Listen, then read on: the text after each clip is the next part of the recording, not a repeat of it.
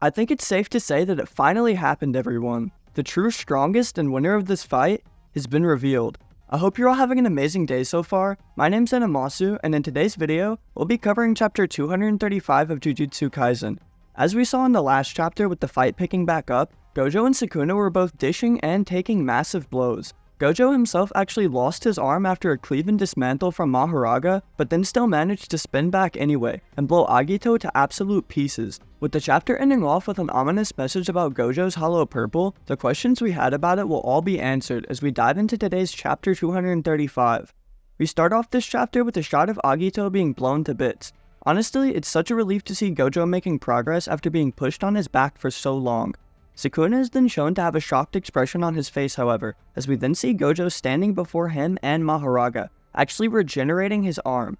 He's probably just surprised that he still has CT to be expanding any energy at all, but we just all know that Gojo is that guy. Anyways, with Gojo's arm actually being shown to now be fully healed, he even looks over towards his opponent Sukuna with a rather calm demeanor. This man Gojo is really ready to throw hands now, and let's just be honest, ladies and gentlemen, you would not want to be on the receiving end of this. Now, an interesting detail to point out here too is that Sukuna is actually sweating bullets. This is the first time in thousands of years that the King of Curses has felt fear and uneasiness, and it's quite ironic too after all the shit he talked to Gojo. We all know that he pretty much did this to himself. I mean, for God's sake, Sukuna has been watching Gojo's every feat before the eyes of Itadori, so you'd think he'd have a solid game plan. I guess Gojo was just a genius of adaptability as well though, so this man just could not have predicted all these smooth Michael Jackson-ass moves. After actually hitting 2 black flashes, Gojo's cursed energy output is now heightened to 120%, and he actually is now more likely to activate these black sparks. Speaking of which, Gojo then hits a 3rd black flash, with this time it being on Mahoraga, which causes the surrounded area to then be shrouded in smoke and cursed energy. Finally, Gojo himself then appears in front of Sukuna, face to face. The king of all frauds then throws a punch, but Gojo actually catches it like it was just some light work, to then pull him back with the windup. Then throwing him into Mahoraga, Sukuna's father actually has to catch him just like the olden days, when he fell off the slide at the playground. It honestly just feels more like we're watching a middle school bully right now picking on his prey, so it's crazy to see how dramatically the fight has now shifted. Gojo then throws another punch, which actually procs another black flash, but Mahoraga is actually able to cradle Sukuna while tanking the blow for him. It sends them both flying off into a building. The next panel here too that we get to see is really cool, as it shows the perspective behind Mahoraga and Sukuna to really emphasize the impact of Gojo's punch. Bro just casually opened up a window in the building, goat style. I really like all the dynamic panels with different perspectives that the author illustrates, as it really helps to make the action feel even more alive. Now on to page 6, Gojo fans are eating good as always, as we then get some amazing artwork of him being posted up here, directly in the center page. Chanting the incantation of Phase Paramita, Pillar of Light. We also then get an overlay too of Gojo's eyes. They see powers even further up. The abandoned city streets are below, which kinda makes me think that if Sukuna really wanted to beat Gojo, wouldn't he be fighting him in a more populated space? We saw how Jogo, Hanami, and Chozo did it in Shibuya, and clearly it's not above Sukuna to use these kind of fraudulent tactics. Either way, we then see Sukuna and Mahoraga standing with their guards up, as Gojo is now finished with his incantation and is now just sitting outside. Anyways, we then get to see some vivid reaction panels from Sukuna, as he begins to realize what's really going on here. Gojo is trying to use his curse technique Reversal Red, is exactly all the King of Curses could deduct based on his observations here. Sukuna's eyes then widened with fear however, with him just planning to have Mahoraga tank it for some more adaptation insurance. Gojo then strikes a pose while launching his curse technique Red, but surprisingly, it wasn't at either Mahoraga or the King of Curses. Its direction was rather aimed into the sky. Standing there watching from behind Mahoraga as always, Sukuna is now forced to once again think quickly, to figure out what's really going on. With his desperation then showing plainly in his eyes, Sukuna yells out for Mahoraga to go and intercept the cursed red ball, before whatever Gojo's plan is succeeds.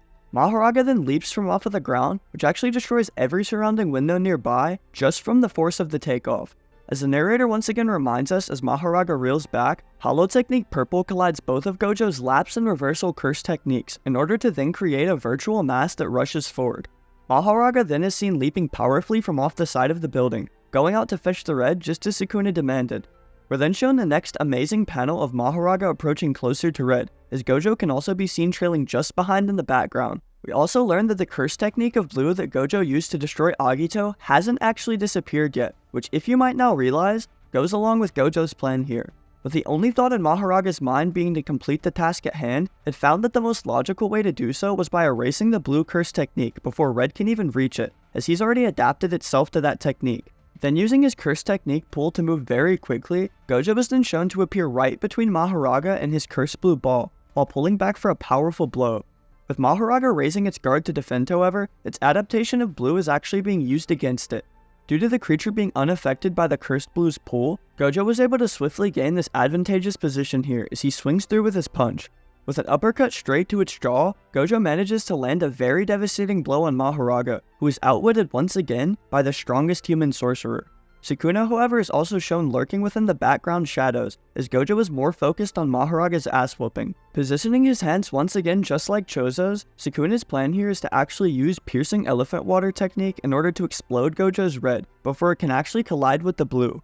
Unleashing the beam of water from between his fingers, Gojo turns and reacts just a little too late, as Sukuna was able to completely unleash the beam. Seeming unfazed with no care however, Gojo actually is donning a smile on his face while he's dishing out a hard solid hit to Sukuna's side. It seems like it's unfortunately too late however, because with the piercing water beam approaching closer to the red, a wave of relief washes over Sukuna's face. You're too late. Staring back with no worry in his eyes however either, Gojo then says some words of his own. Vase, Twilight, Eyes of Piranha. Chanting the incantation once again for blue, Sukuna's piercing water is then shown to finally have reached the technique. Making contact however, Gojo's blue is actually then able to swallow the piercing water beam whole due to his previously chanted incantation.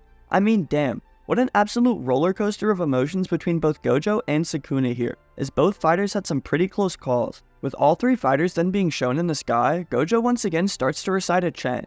9 principles, polarized light, Crow and Shomo chant, the right between within and without. Next, the chapter actually then cuts to a conversation between both Yuta and Kusakabe. Yuta is apologetic and now understands that he may have overstepped just a bit. He now realizes that if he would have stepped into the fight as he previously wanted, then none of Gojo's plans would have happened. With those words however, Gojo's hollow technique has now been completed. Hollow Purple. With us then seeing a close-up of the faces of Mahoraga, Sukuna, and Gojo, their facial expressions are clearly reflecting the state of their current positions. A massive shockwave then rippled its way throughout the city there, disintegrating nearly everything being touched by this cursed energy. One key detail here too that we're shown is Mahoraga's wheel being blown away and seemingly destroyed as well, as the explosion simply has too much power.